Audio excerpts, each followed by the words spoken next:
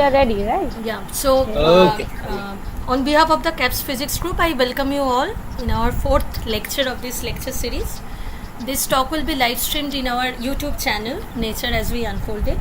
There also you can find the video of our last talk. I would request you all to turn off your mic and video when you are not speaking.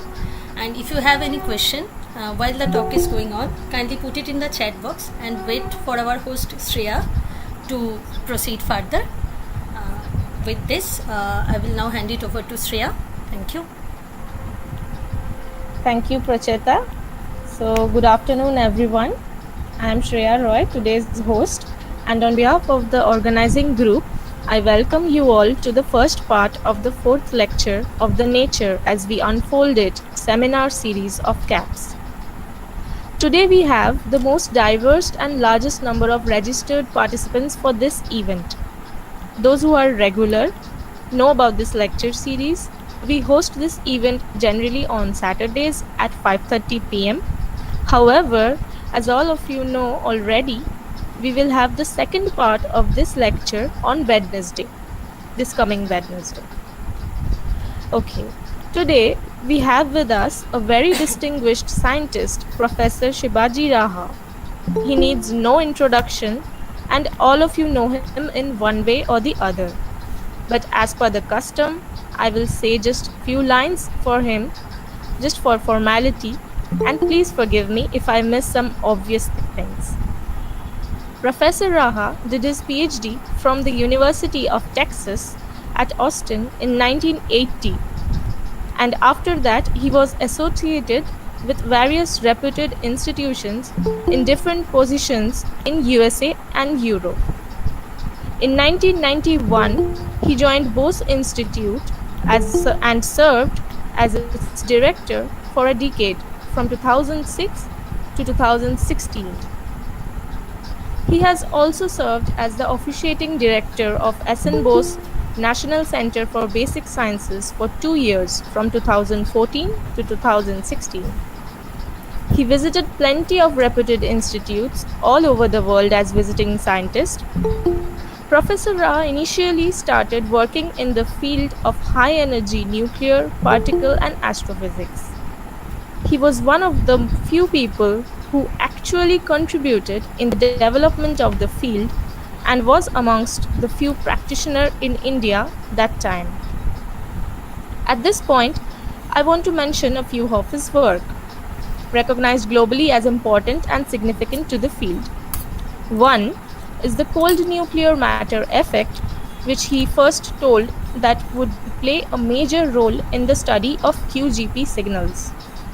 He was the first to mention that diphoton could be used as a signal in QGP searches, which was later officially proposed at RIC, BNL, and many others.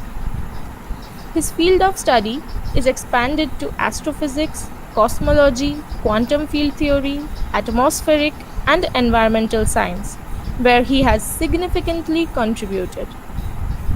He has authored over 200 papers, 8 books, of which quark-gluon plasma edited with Professor Vikas Sinha and Professor Pal is a must-read for the young researchers in the field of high-energy physics, and we have really enjoyed it thoroughly. He has supervised 9 doctoral theses starting from Germany to India and in different fields of his interest. During his association with Bose Institute, he played the leading role in developing and modernizing the J.C. Bose Museum. It was his efforts that CAPSS was established, as was the Rural Biotechnology Program at the Kolkata campus. Professor Raha has been honored with the life membership of Indian Physics Association, also Indian Physical Society, Indian Science Congress Association, and he is Fellow of National Science Academy. Recognizing his contribution to the field, in 2016, he was selected as the founding chairman of the Joint Scientific Council of GSI, Helmholtz für Uranierungsforschung, aka Helmholtz Institute for Heavy Ion Research and Facility for Anti-proton and Ion Research, FAIR, in Darmstadt, Germany, The list is never ending, and I just presented a glimpse. We are lucky enough to have him in our series of this event. With this now, I give the mic to Professor Raha. Sir, you have the mic now. You can start. And I shall switch off my mic now. Okay. Thank you, Shreya. Am I audible? Yes, sir. Yes, sir. Okay. All right. Okay, so today's talk is not really a seminar, not a lecture. It's more of a soliloquy. Soliloquy in the sense that towards the end of my career, I have started thinking about why are things the way they are? What do we understand by our research? What is the ultimate goal for it? And when one talks of physics, which is which used to go by the name of natural philosophy, where is the philosophy? So what I'm doing in this two talks, or in this two-part talk, I'm using you as a sounding board for an invitation that I received from Oxford University Press to write a monograph on the nature of physical laws and the philosophy of physics. So this is a sort of personal musings, and see whether you find it interesting or not. So in the quest for physical laws, we really need to distinguish between two things. One is laws and the other is principles. Quite often we don't distinguish between them. But as far as physics is concerned, and as we know that physics is the science of exact measurements, we should also have exact definitions. We should have very clear ideas of the premises that we are talking about and what message physicists want to convey through the study of physics. So we are talking about the subtle difference between laws and principles. And I'll give you an example of a principle. Principle is the Archimedes principle. While on the other hand, we say laws of nature, Newton's laws of motion. So it's essentially the laws which are our ultimate goals. Principles can point us to the laws, but naively speaking, one can think of principles as the originating ideas which will culminate into laws ultimately. And it is the laws which either will become usable, lead to applications, be useful in technology, or they would lead to further understanding of the principles of nature. So how this entire picture came about, how the evolution of ideas happened from the very ancient times till today and how they are still evolving is something that we want to understand. So today I will mainly concentrate on old history, and old history is not always very well recorded.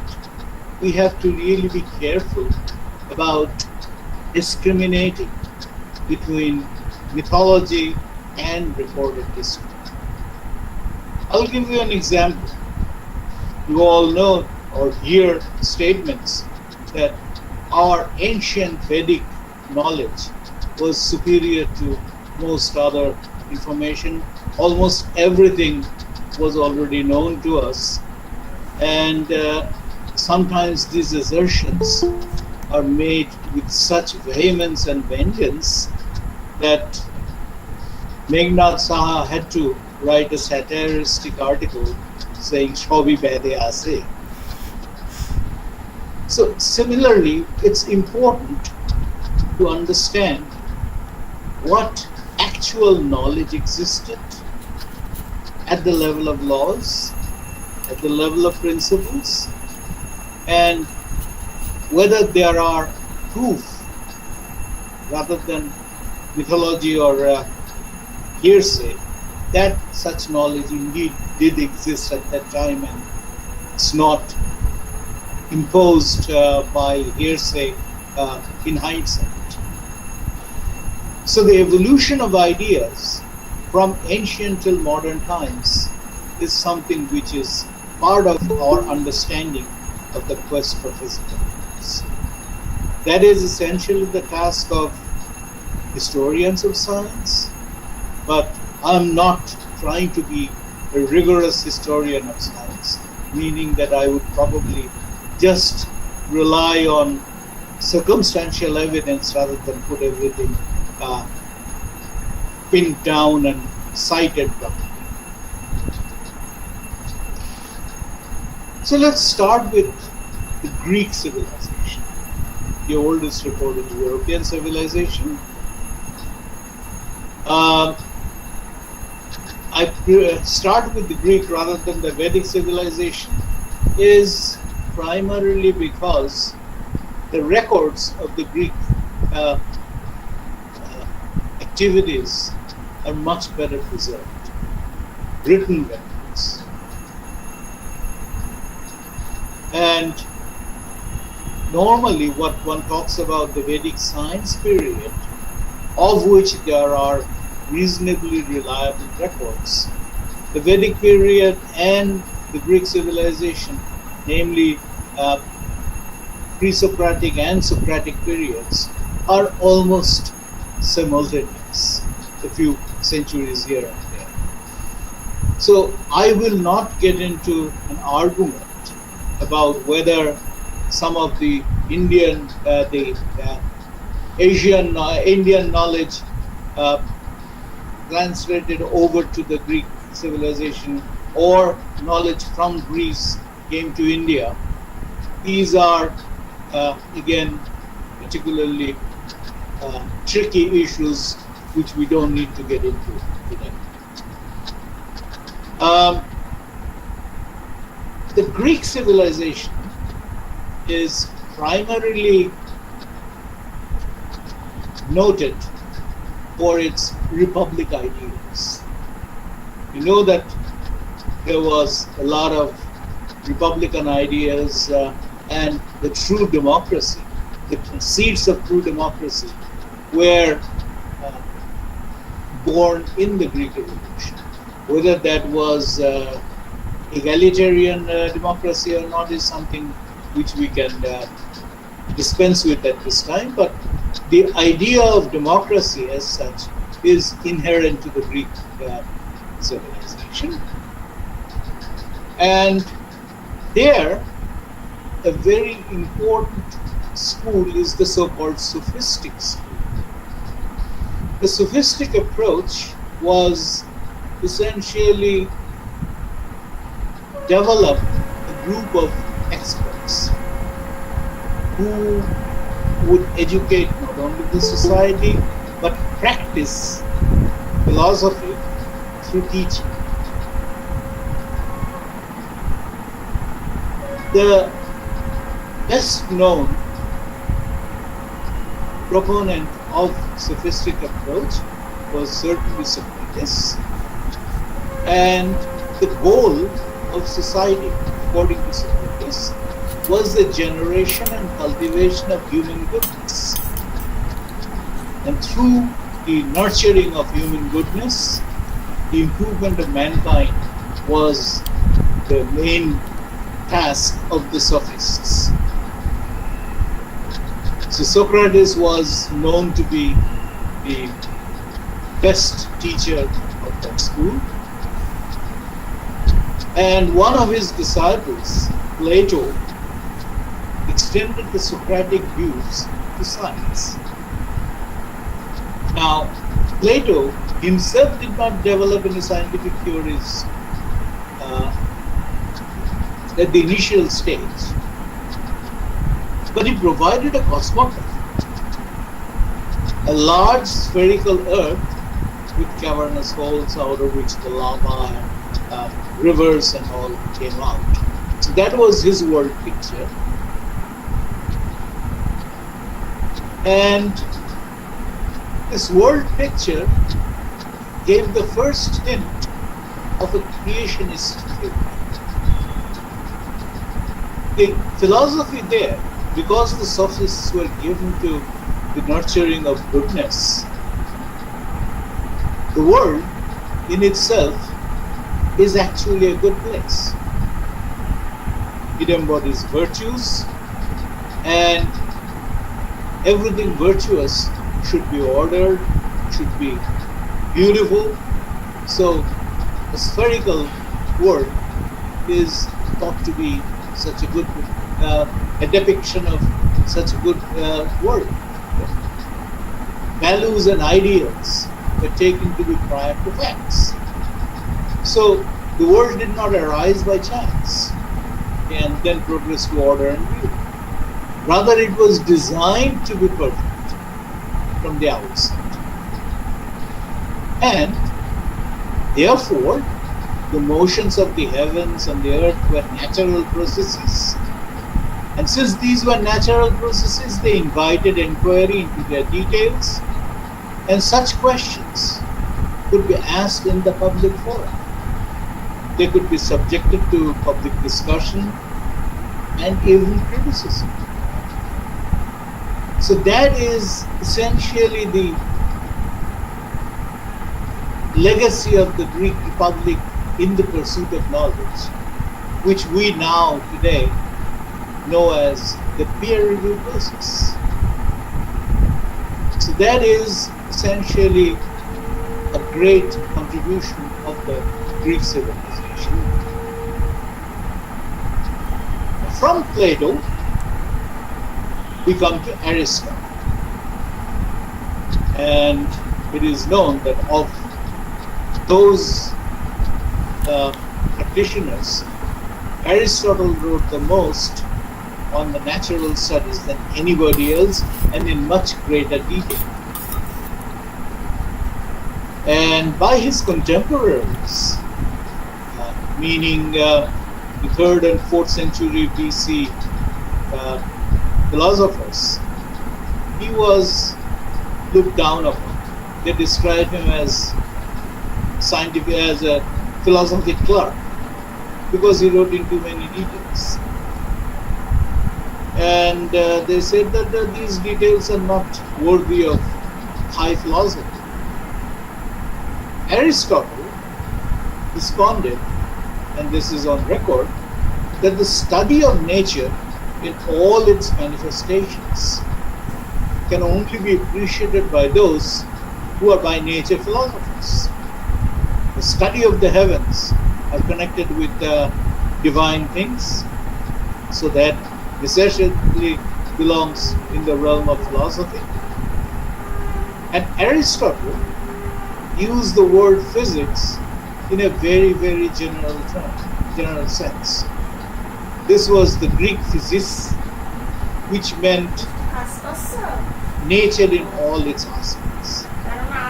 So that's why in his writings, Aristotle really made a distinction between general physics and special physics. By general physics, he meant motion of bodies, study of not astronomy, but what you call the motion of heavenly bodies, meteorology, and motions of other objects and so on. Whereas special physics included his other passion, which was the study of animals, their anatomy, their behavior, and he says that that is a manifestation of nature's activities. So they are part of physics.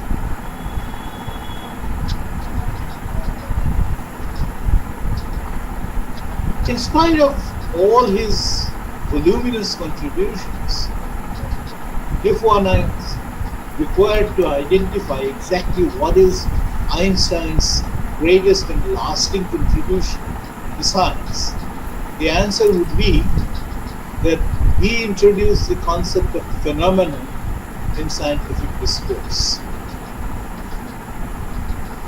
Phenomenon in Greek is a collection of reputable opinions. For Aristotle, phenomena is the beginning of the scientific inquiry. The observations, the empirical data with which one starts a scientific discussion is phenomena in the definition of Aristotle. And phenomena is, as he argued, and as has now become the universal philosophy, that the physical phenomena are the starting points of all studies dealing with the physical world. So phenomena are at the fountain of natural philosophy and natural philosophy discourses. That is something which I think goes without any argument.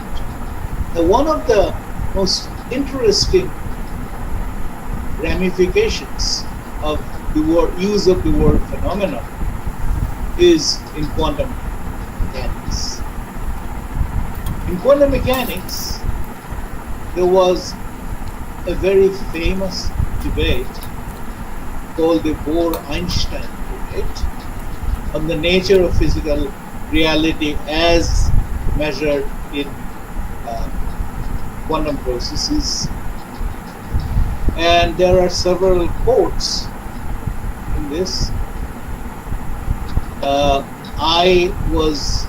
I can attest to the veracity of some of these quotes because Bohr told them to my teacher, who was Bohr's postdoc.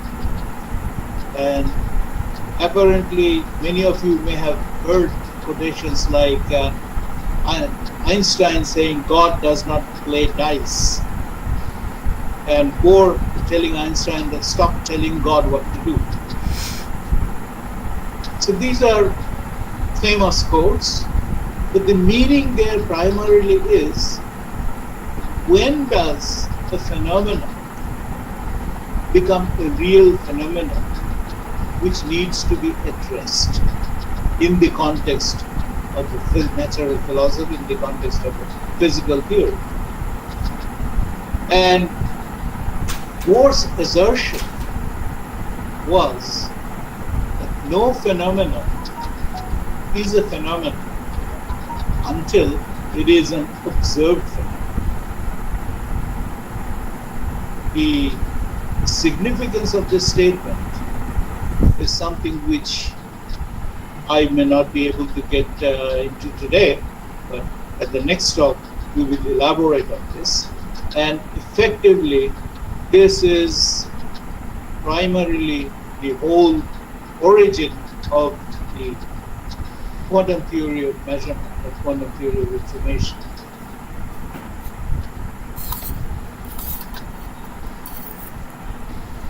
Before I leave a discussion of the Greek physics,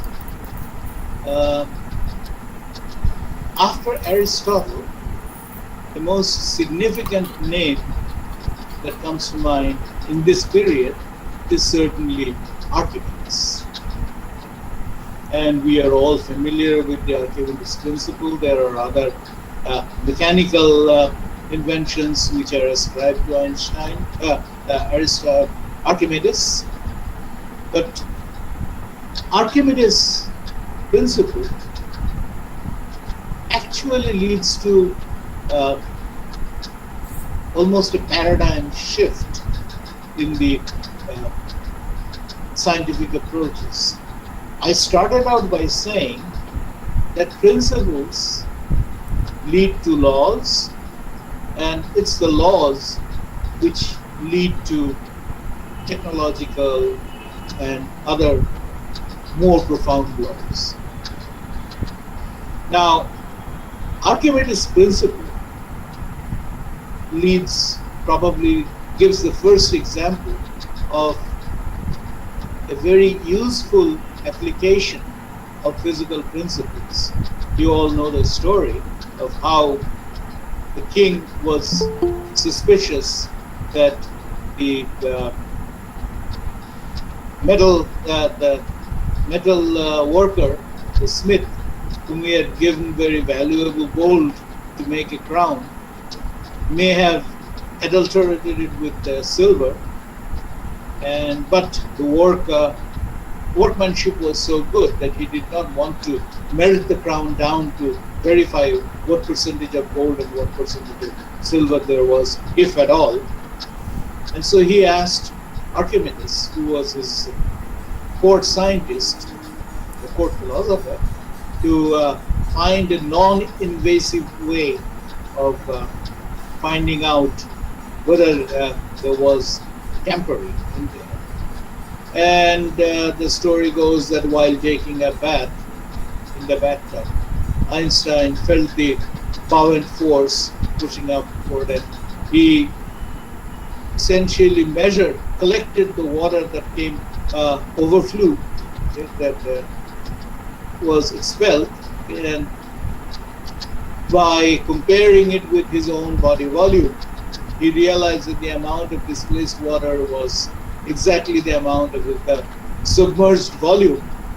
And from there, he decided that out of this, he would be able to figure out whether the density of the matter, or if the crown had pure gold, its density would be so and so, so that its volume would have been such. And by immersing it, he tried to discover whether the volume of the crown matched that or not. This is most likely the first recorded application of the physical principles in a measured experiment for technological use. And in order to ensure the success of this experiment, this measurement must have had to be repeated several times. So that is the beginning of what one can call the principle of designed experiments and repeated measurements. So it is the repeated measurements of physical principles which lead to technological applications. And let us now see whether in Eastern civilization, namely the Vedic civilization, which is certainly older than the Greek civilization, whether there are any examples of such applications.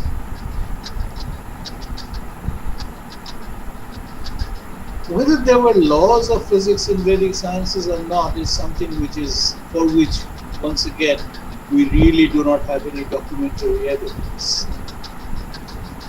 But what we do have documentary evidence of is primarily the civil engineering aspects of the Harappan civilization cities. The engineering aspects the civil engineering, especially the civil engineering aspects of the Harappan cities, continue to amaze us. One really does not know how those principles could be arrived at, how those measurements, those calculations could have been done without a thorough understanding of the rheology, the material sciences, the structural engineering, and so on. So what was the physics associated with them? And that these are certainly very old, can be established by archaeological verifications. There's certainly several centuries BC, almost maybe a few thousand before Christ. Now,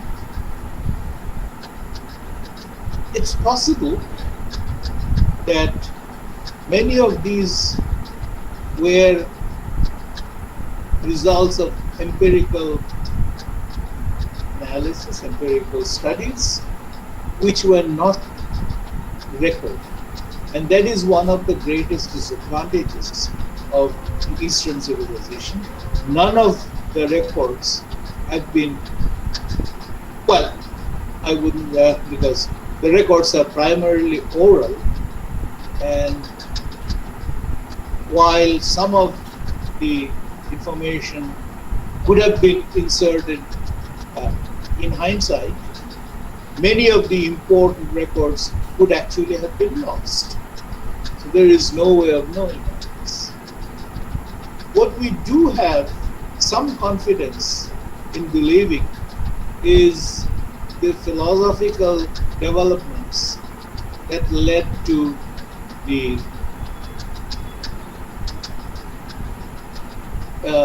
atomistic theory of nature, and that was popularly ascribed to Rishi Konada, about whom again the records are very vague. We don't actually know when he was born and when he lived, except that they were somewhere between the 6th century and the 2nd century BC. Konada is the originator of the so-called atom theory of nature, and by atom theory of nature, we really mean the Vaisheshika philosophy. So there are two philosophies of this period as far as the material world is concerned, and they are called the Vaisheshika and the Shanka schools.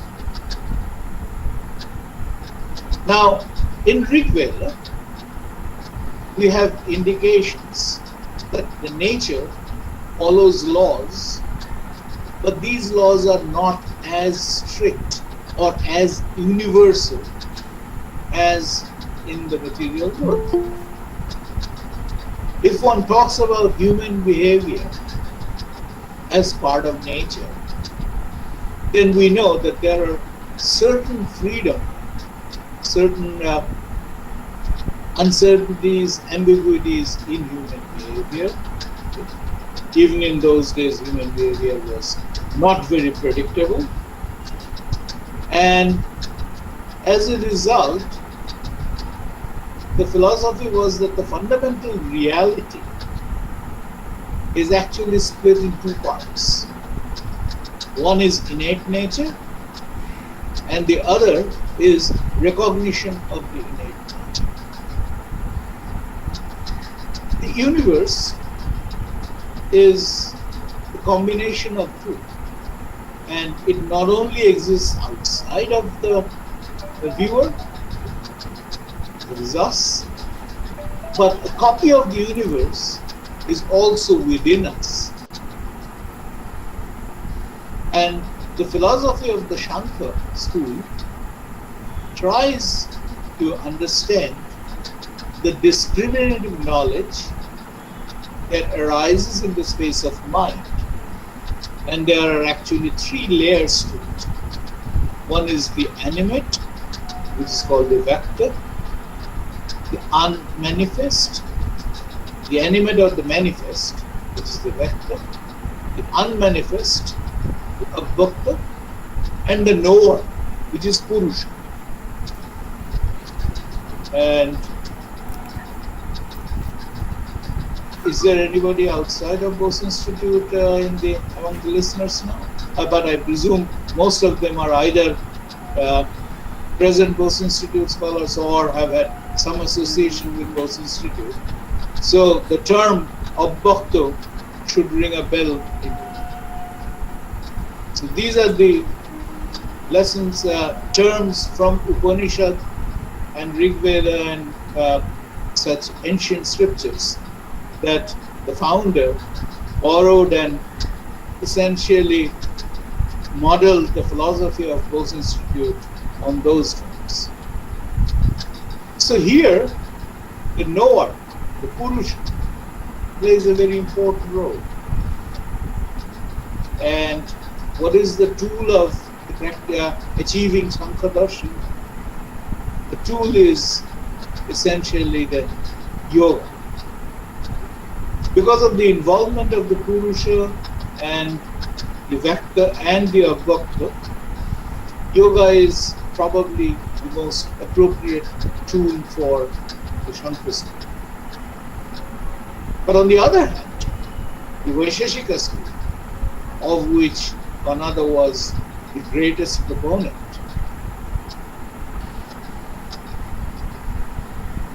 it tries to enumerate everything that has a material existence. In the Vaisheshika Sutra, which has been translated, once again I have to warn you that all of this is from oral history, oral recording. It tries to enumerate everything that has the nature of being. And therefore, the role of Purusha here is somewhat suppressed. And the Vaisheshika, as a philosophy, relies more on Nyaya, logic.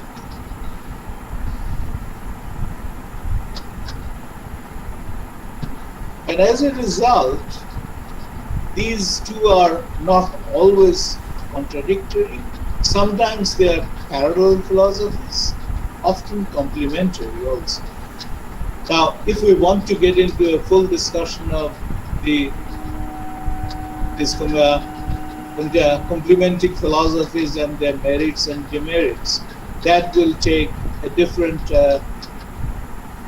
separate discussion of much greater length.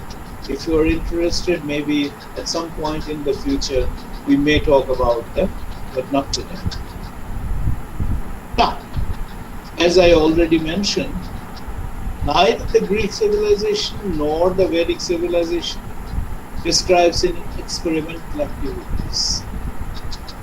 It's primarily observations, astronomical or in the physical world, and the greater and greater importance was on logic and mathematics, which is a symbolic representation of logic and logical consistency in the Greek, Arabic, or even Vedic sciences. You all know the use of trigonometry and geometry and its increasing importance in the study of understanding of natural sciences. So when does laws start making their appearance in the study of science? Alright, okay. I don't know what happened to the other slides.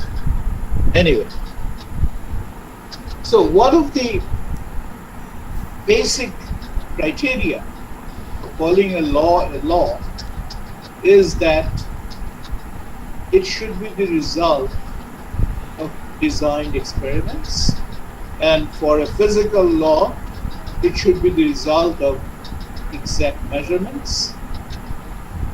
So the exact measurements immediately bring about in its wake something called experimental errors. Because no matter what you measure, the devices that you use for the measurement have certain limitations. I don't need to emphasize the point too much. You all know that your measurements are always uncertain to the smallest unit of your division. So that includes a certain amount of error in every measurement. And the theory of measurement is such that if I make repeated measurements, then these errors should compensate in these measurements. And so we would reach a level of the law which is as close to reality as possible. But on the other hand, we also know that there are situations where errors propagate, but that is something which we need not get into today. There are limitations because of these measurements, and that is also true that it also includes introduces limitations of the applicability of laws. So one of the most important things that has arisen, especially as the consequence of the Maxwell's equation of the 19th century, is that every law that we talk about has its own realm of validity. The laws which are the results of repeated experiments are valid only in the domain in which the experiments or the measurements have been made. If you are doing just passive observations, like astronomical observations or the other observations that people used to do in earlier times, there was no way of actually knowing where the limit of the laws arose. One of the best known examples certainly is the Newton's laws of motion. We did not know for quite some time that Newton's laws of motion would be superseded by the special theory of relativity. Galilean invariance would be superseded by Lorentz invariance and all that. Because until we reached velocities which would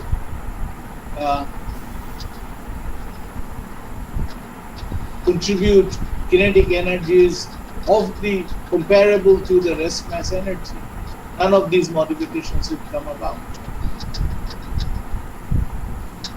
So, but once those limits are reached, one knows that Newton's laws of motions are valid only so far and not beyond. These are certainly not sharp boundaries. They then go over to the relativistic domain gradually. But at the same time, we also know that that's where the laws break down. Now, that does not mean that the law is a bad law. Newton's laws are good. Nobody will doubt, because if they weren't good and if one needed to use relativity at every stage, then none of the planetary orbits that we calculate would be correct.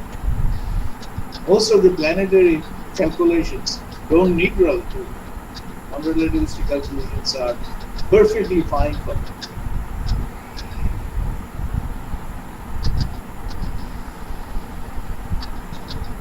So it is whenever one talks of physical laws, one essentially has always to define the realm of its validity. The realm of a law's validity essentially defines the domain in which the physical principles that we derive apply. And such situations started arising only after the Industrial Revolution. So the Industrial Revolution showed us ways of generating higher energies. And it was in that context that the limitation of the laws started becoming important.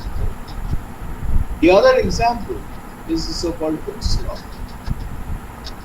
You know that elasticity and its proportional, they're valid only for as long as the stretching force does not break the strength. So these are the kind of examples that one needs to keep in mind when one talks of physical laws, their limitations, their applicability. And as a result, what one sees is the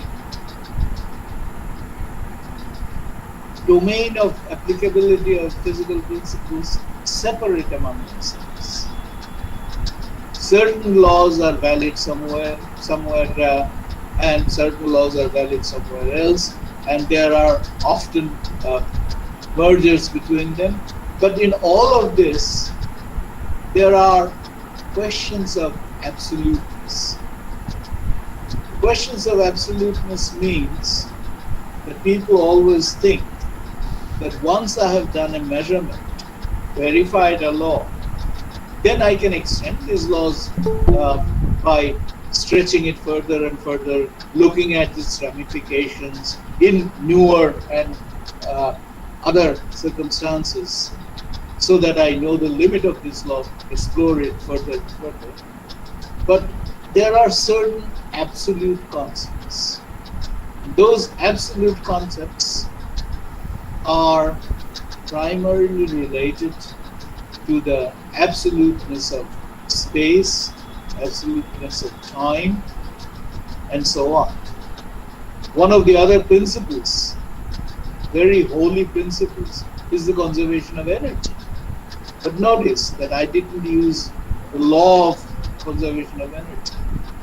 It's the principle.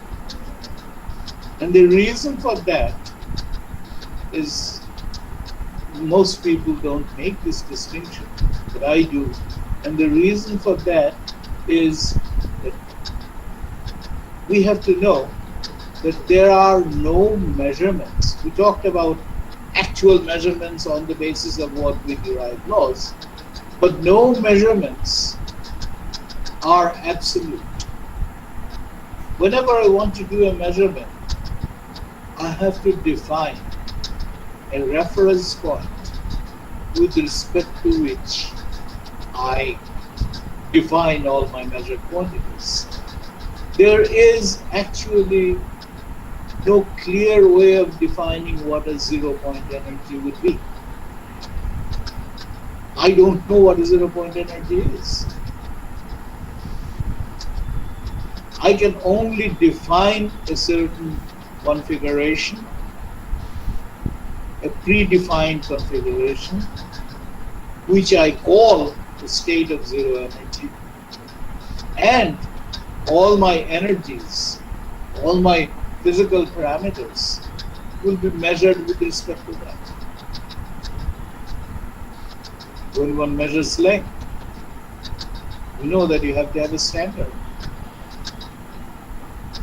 Momentum, you have to have a standard of mass. Velocity, You have to know the position of a particle with respect to something which we define to be fixed. It may actually not be fixed. We know that it is not because it's some reference point on the moving Earth. So what is the question of this nature of absolute scales, absolute measurement? As long as one realizes that there is nothing called an absolute scale, the principle of physical laws become relative.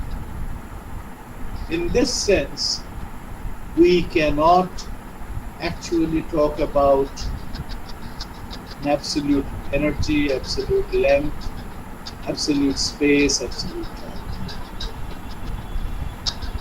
And then, if we think back about the early Greeks or the early Vedic concepts, we are at a loss. We are at a loss in the sense that we talk about the universe, the Brahman, the Brahma, in the Vedic concept. We talk about the absolute space in the Greek philosophies. But the significance of all that, as far as measurements are concerned, fails. In Newtonian physics, the question of absoluteness of space and time does arise, but it's not really that essential. It becomes essential only in the context of special theory of relativity. And that's when we realize that the physics of significance is always local in nature, and it's always significant in the context of the relative measurements. The example of a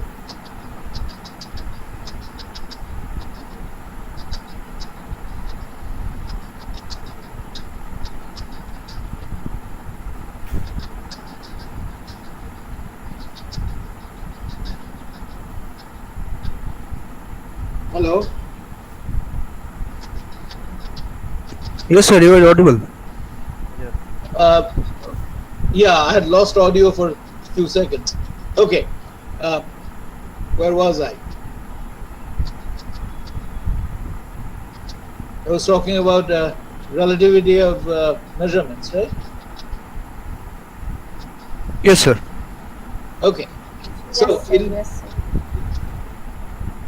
yeah, right.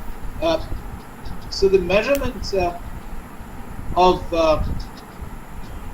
relative importance necessarily insist that there should be a local nature.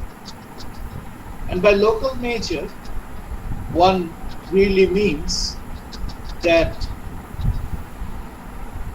there is a limit to the accuracy of the measurements which are done beyond a certain scale. Every physical process that we are looking at has a characteristic scale associated with it.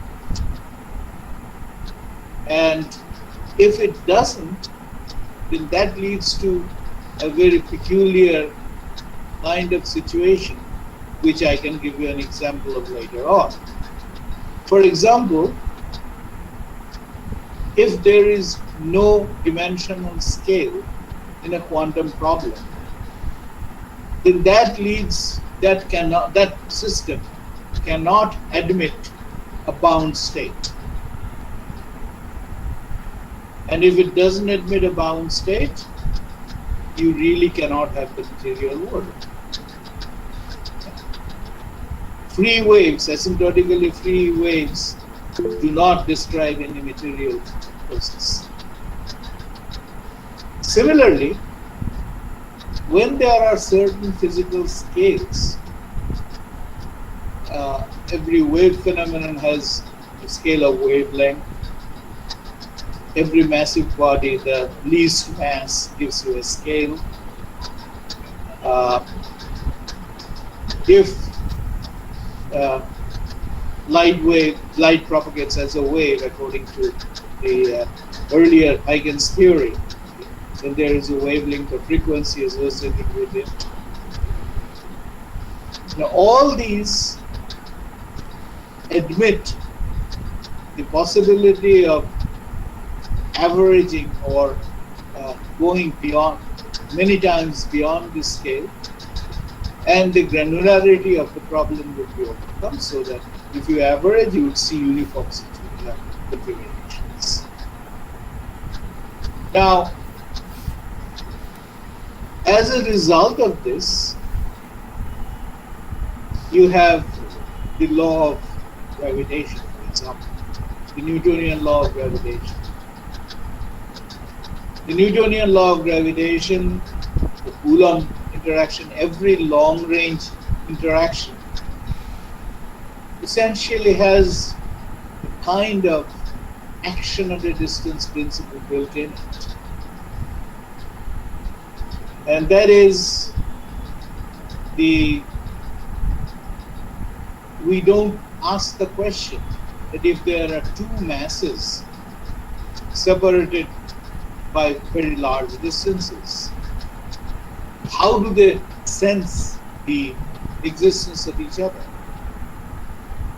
So in order for this Newtonian gravitational law to start functioning, there must be some kind of time lag before they know about each other's existence and set up this force. But one doesn't ask that question, especially over planetary distances, solar system distances. You can say that Newtonian laws does work. Newtonian law indeed do work very well. And where does this come from? That they just interact instantaneously. And that is something which we felt comfortable with for many, many centuries, but not of late. Nowadays, we ask what makes this kind of a communication network set up. In the 18th century or the 19th century, there was a principle called the Fokker-Tetrode principle. And the Fokker-Tetrode principle said that any process will happen if and only if there is some other observer, that the use of the word observer is vague here, too generic, but only if there is an observer to see it. For example, treating light as a photon, let's say that a photon will be emitted if and only if there is something else to absorb it. So somehow the photon knows that if I get emitted, there is somebody else to receive me, otherwise I wouldn't be emitted.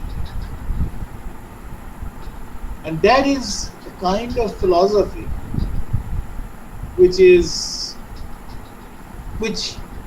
did serve the purpose, but once again, that served the purpose until special theory of relativity and the Lorentz invariance was forced upon us through experiments. So that is precisely the kind of evolution of principles that is brought about. The Fokker, but then there is always an attempt by the physicists to reconcile things. Physicists by nature are very conservative. You do not want to give up on your success until you are absolutely forced. You all know the history of how Michelson-Morley experiment was attempted to be reconciled through the use of ether and preferential direction of ether motion and all that. Until Einstein used, Lorentz transformation was not discovered by Einstein, but he essentially used the Lorentz transformation to reconcile Michelson-Morley's results and said that this is the only way to make sense. So similarly, as far as the action and resistance principles are concerned, once again, one finds this to be a very difficult proposition to understand. And as a result, what one sees is that if one respects the principle of causality, then there has to be a limiting velocity. And in the context of that limiting velocity, you cannot have action and resistance principles. There must be local interactions. And to a certain extent, that is the accepted paradigm today, that we believe that the principle of causality is inviolate. We cannot go beyond causality. Measurements cannot violate causality, and many of you are probably aware of the fiasco that happened at CERN a couple of years ago, 3-4 years ago, in the Opera experiment, where they claimed that they had found signals which propagate faster than light, and finally it was seen that they had some loose connections in the wires which created feedback, and as a result the signal was read wrongly. But then I would really like to warn you about a common mistake that people ascribe to the description of causality. When one talks of causality, one says that every speed is limited by the speed of light in vacuum,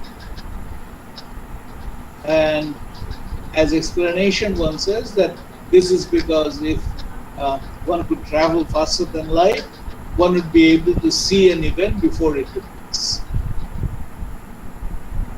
Well, that's not a wrong statement, but it's oversimplified. It's oversimplified in the sense that causality means you cannot propagate information faster than the speed of light. And why light? Because all our measurements till date are electromagnetic in nature. Every measurement is electromagnetic. And so the signals that propagate are always electromagnetic, and that's why you cannot send signals. But at the same time, if I want to send a signal which contains no information, no physical information, then there is no such restriction.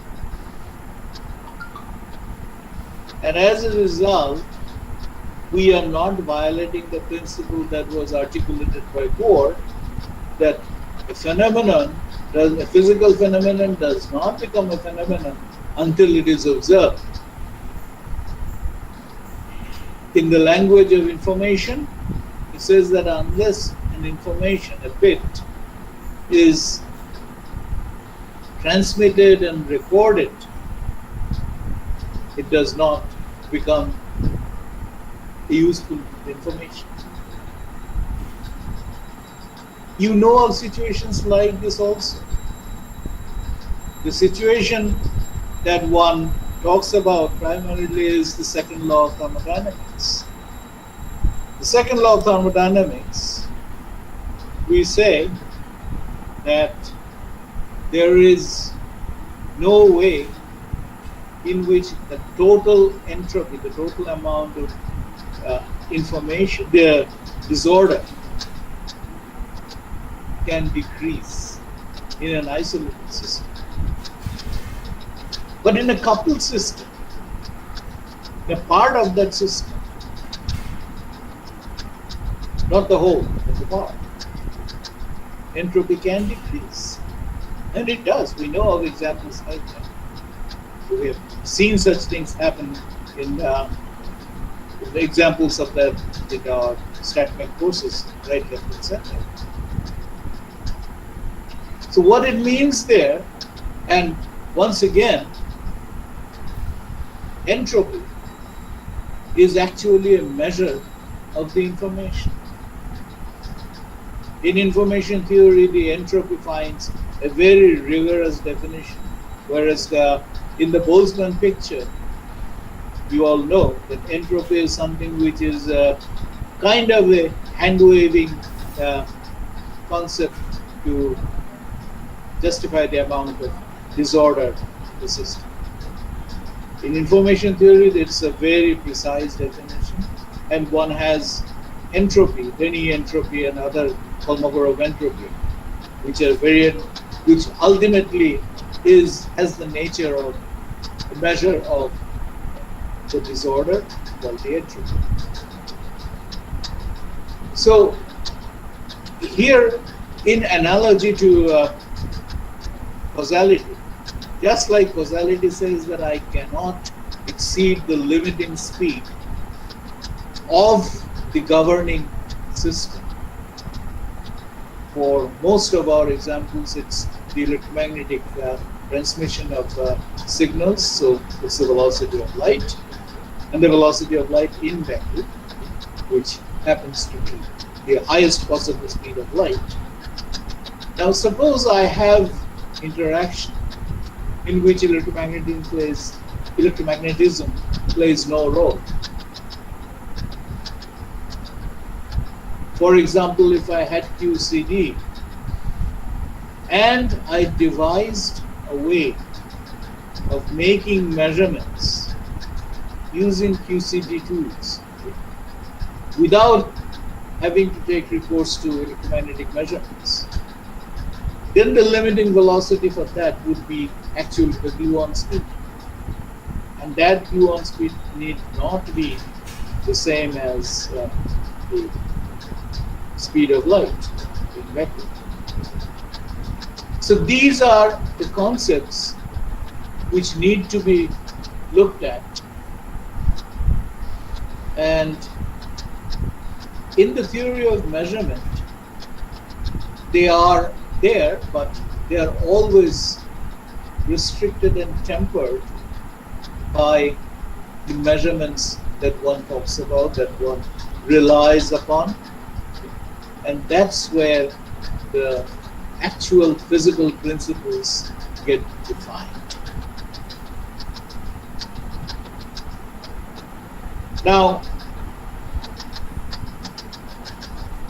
maybe I should wind up in just another 5 minutes today. I will just give you an example of, I mentioned Maxwell's equation.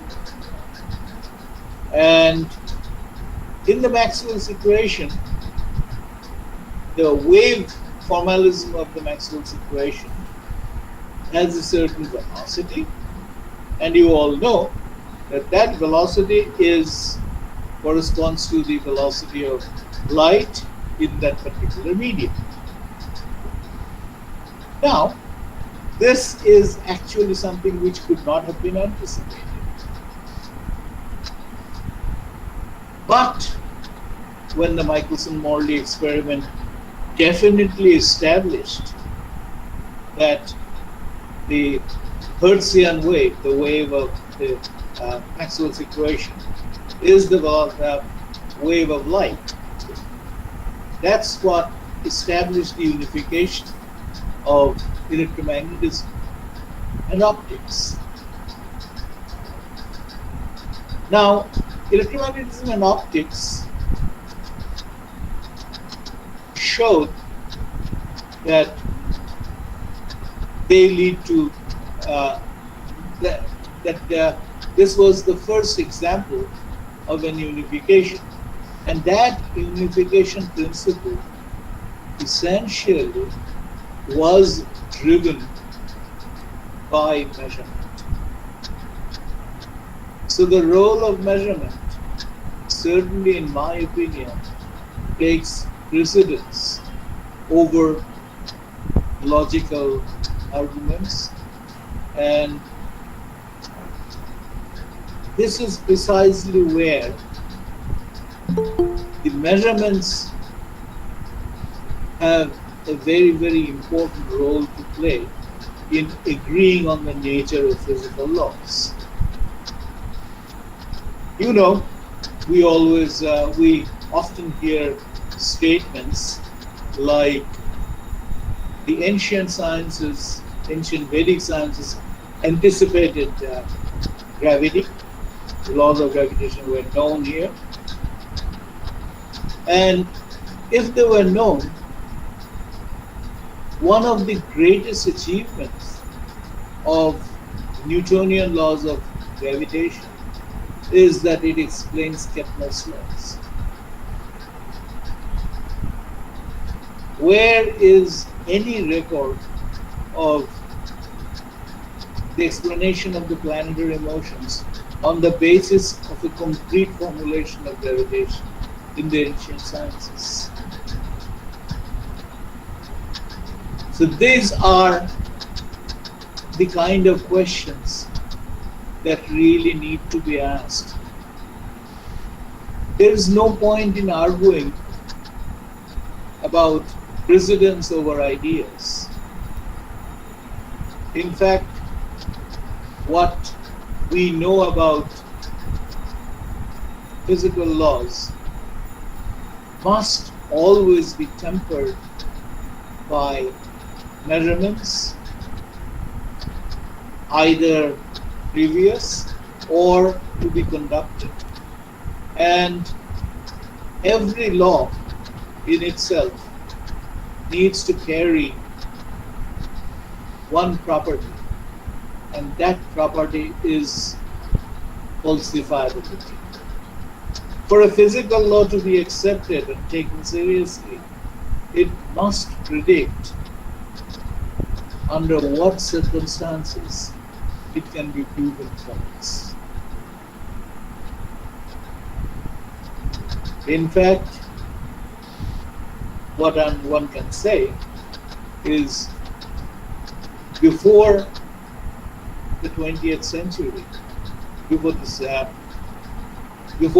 the full advent of quantum mechanics, the two forces, the two interactions that were well known, as I mentioned, one is certainly the electromagnetism, Maxwell's equations, which can be cast as a field theory, gauge theory, and the other classical example was that of gravitation.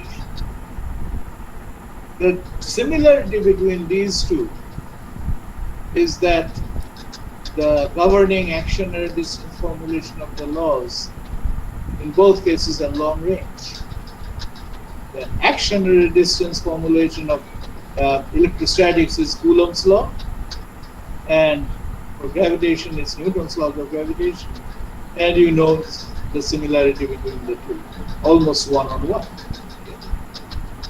And that's why before the advent of quantum mechanics, people tried to find formulations which will unify electromagnetism and gravity on the same footing. In fact, after general theory of relativity, Einstein spent the rest of his long life, 40 years, trying to show that these two are the same. He did not want to have anything serious to do with quantum mechanics, even though he was the originator of quantum mechanics in some sense, before the discovery of photoelectric effect and Brownian motion, the one of Brownian motion. But now we know that certainly that's not the right approach. And the reason for that is, once again, experiments have shown that there are not only long-range forces, there are short-range forces, weak interactions, strong interactions in the realm of the quantum world. And in order for a complete understanding of nature, all of those must be reconciled with the same understanding. It's not important to have a theory of everything, but it's important to have a consistent philosophical approach towards the entire behavior of the universe. That is essentially the goal of physics research, and many of us who practice the logical consistency as the driving force should realize that ultimately the experiments really fall the shots, and unless there is a total experimental vindication of whatever logical picture one may have, it will not be good physics. Thank you for today. Thank you, sir. Thank you so much. After a very long time, we heard from you, and it was a really beautiful lecture. So, we are already excited for the next part on Wednesday. The talk is now open for discussion, and the participants can ask questions to the lecturer. Are there any questions from the audience? Hello, sir. Sure, I would like to ask a question. Oh, sorry, please go on. Sir, please, maybe after you. So, Shweta, this was a wonderful talk on the history and laws of nature. I would just ask you, what is, in the nutshell, the fundamental difference between the law and a principle? Is it the measurability and falsifiability of a law? I mean, that makes it a law compared to a principle? Is that what you are arguing? No. As I started out saying, that these words are often used interchangeably, but for a law to be a law, it must be falsifiable, it must have its domain of validity, and it must, what should I say? No, I think these two.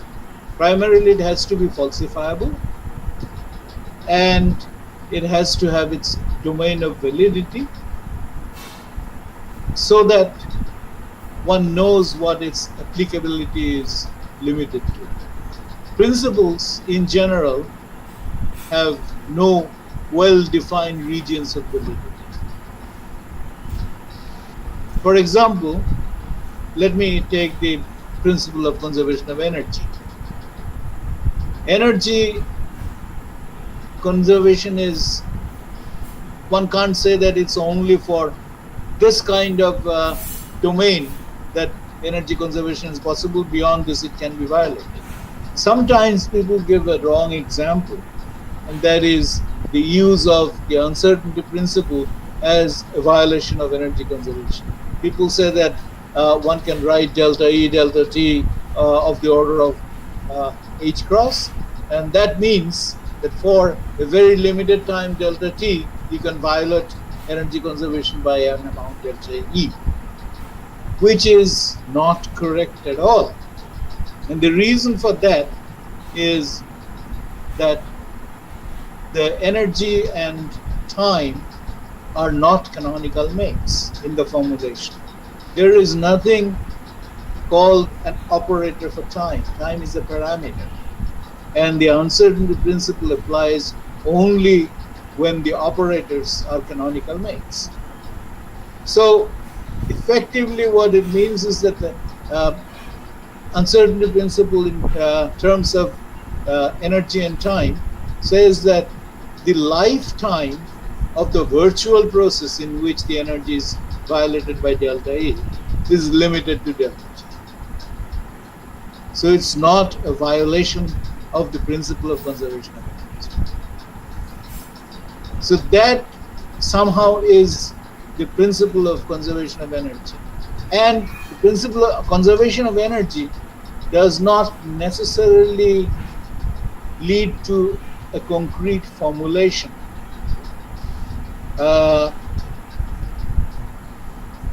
Empirical observations leading to usable configurations are one example, and that's why I referred to the Archimedes principle. The Archimedes principle is not necessarily a law, but it's a principle that the buoyancy force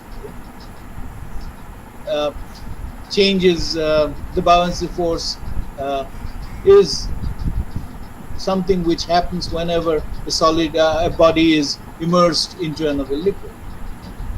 So the principle there primarily is twofold. One is the incompressibility of material, so that one sort of material is displacing the other, and the other is the buoyancy force. So it's not the same two kind of principles combining to give you a configuration, but it's not a law as such. But like I started out by saying, that it's not a very mathematically kosher difference. Does that make sense, Shukyo? Yes, thank you, Shuida. Thank you.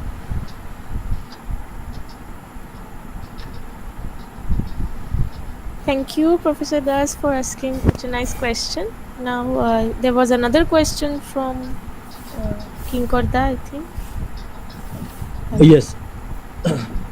So first of all, thank you so much for talking on such an interesting topic, sir. And it's really good to listen from you after such a long time. Thank you. Thank you.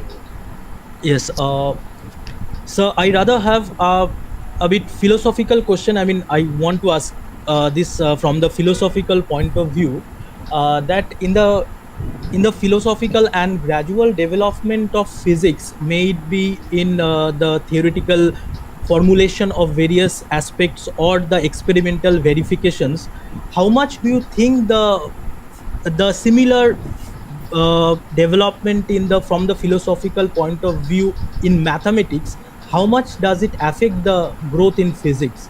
I mean, as we know that, for example, the number 0, it has also a long history behind it. So how much do you think the development in mathematical tools or mathematical concepts help in developing the concepts in physics? How much effect does it have? Oh, very intimate. Very. The connection between development of mathematics and physics is certainly extremely intense and intimate. And in fact, the best examples are of modern origin. You know that the entire development of general theory of relativity would not have been possible if Riemannian geometry had not been developed. String theory, although I'm not a proponent of string theory because there are no experimentally, it's not falsifiable, as I mentioned. But it has led to a lot of new mathematics, whose implications we still don't know. So the growth of let me answer the question in a slightly different way. Development in mathematics certainly leads to very new ways of checking logical consistency in physical theories. On the other hand, new experimental findings, whether they require new mathematics to explain them, is something which I'm not so very sure about. Primarily because, once again, the experimental findings that the experiments that we conduct and the way we record the data are already limited by our present understanding of the configurations. And that is precisely what I was trying to refer to when I said that whether there are more than one limiting velocities. Are there ways of making measurements which are independent of electromagnetic measurements? And I don't know if there are such measurements which necessitate new kind of mathematical description. I have not figured out exactly how I would even know whether those measurements are novel or not. Apparently, the measurements that I can rely on, the measurements I can start to analyze, are limited by our present understanding of the geometry, the detector configurations, the space-time evolution, and all that. So those we understand on the basis of our present understanding of mathematics. So experimental findings driving developments in mathematics is somewhat more unexpected for me than mathematical developments driving theoretical concepts. Right, sir. Thank you so much, sir. Thank you, Kinkarda, for your kind question. Are there any other questions from the audience present in this meeting?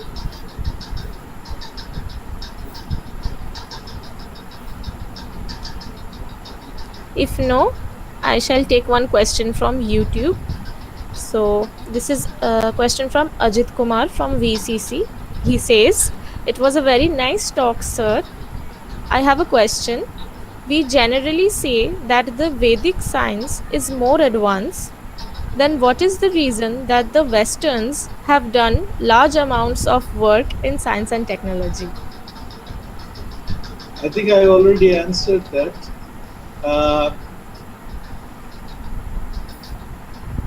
Either early European Western science or Indian science, Eastern science, did not have a tradition of experimental physics science in the sense of designed repeatable experiments.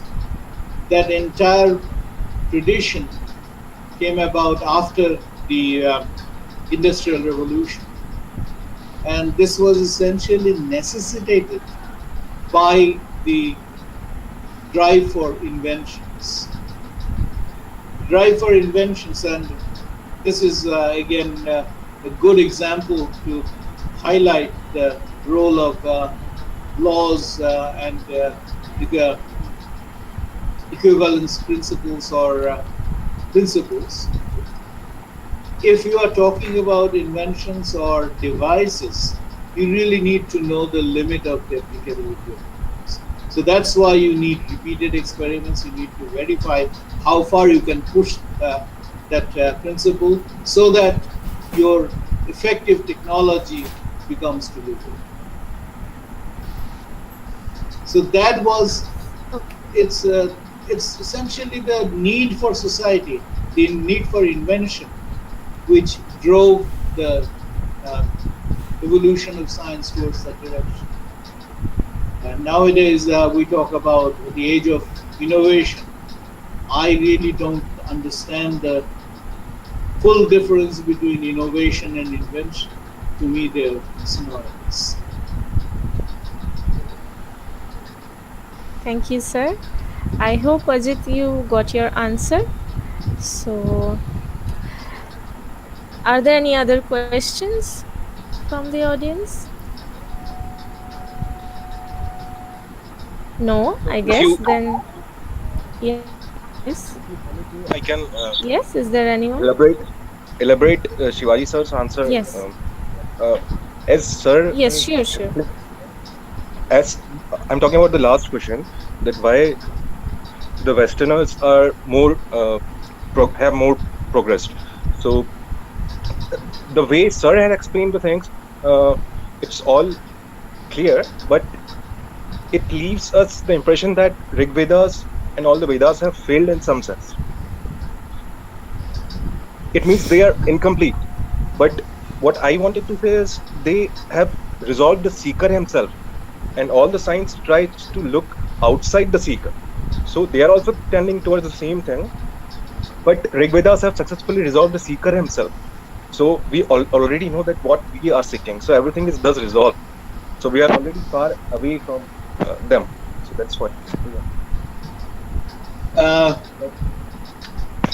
Keval, that actually is a metaphysical answer. Yes. Uh, what really happens is that the West. It's not fair to say that the Western world keeps the seeker outside, because the observer, the measuring instrument, whether it's an animate observer or an inanimate detector, is part of the measurement system. And that precisely is the modern interpretation of quantum mechanics, that the detector is part of the measurement, the part of the system. So the Western world also has all of that, okay? But at the same time, it depends on the kind of question that you are asking. Primarily, those arise only in the context of extreme sensitivity. It's not in mesoscopic or macroscopic systems where the role of the observer is so important.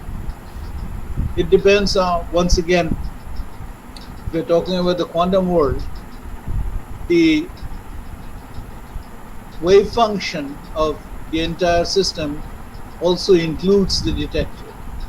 Now there and the popular approach is that in the macroscopic world you leave that out. In the macroscopic world, one doesn't necessarily analyze the wave function to that extent. Of course, there are counterexamples, namely Brandon and Gell-Mann even talk about the wave function of the universe. Okay. But those are pictures that I don't want to talk about today.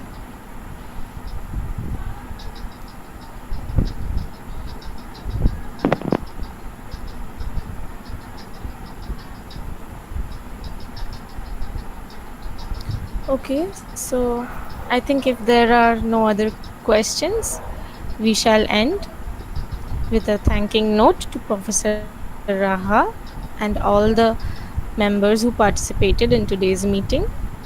I hope you all enjoyed it, and I hope to meet you all again at the next meeting on Wednesday, where we have the second part of the lecture. Thank you, sir. Thank you, everyone. Thank you for your attention. Okay, so We thank you all, and I shall. so we are now closing the meeting. We will see you all on 21st. Till then, stay safe. Thank you. Thank you. Bye bye.